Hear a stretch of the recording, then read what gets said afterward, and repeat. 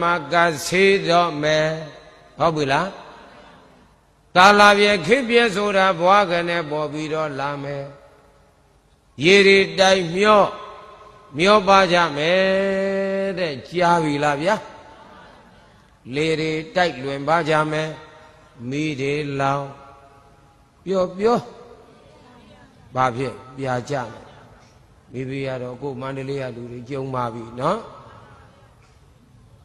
ရေတွေတိုင်မျောပါမယ်လေတွေတိုက်လွင်ပါမယ်မိတွေလောင်ပြကြမယ်ငရင်တွေလှုပ်ဘာလို့ပြိုပြက်မယ်ဆံပြတဲ့ယောဂဝေဒနာတွေပေါ်ပေါက်ကူးဆက်ကြမယ်တွေ့ပြီနော်ဆံပြတဲ့လက်နဲ့အစိတ်တွေပေါ်ပေါက်အစိတ်သင်လက်နဲ့သင်သေးမယ်အဲ့ဒီဆံပြတဲ့လက်နဲ့လူမိတ်ဆာလက်ထက်ရောက်မယ်ဘယ်သူလက်ထက်အဲ့ဒီလူမိတ်ဆာကပရိသတ်ရေပညာတတ်မယ်ပစ္စည်းရှိမယ်အသိုင်းအဝေါ်ရှိမယ်နော်အာနာရှိမယ်ထိုလူမိတ်ဆာကိုနတ်မိတ်ဆာဘူးသတ်ပြီးဆိုရင်တော့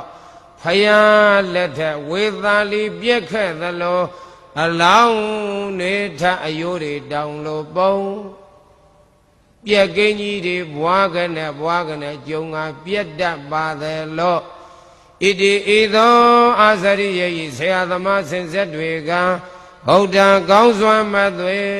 အတ္တမိမ့်မတော်မူကြလေသတည်း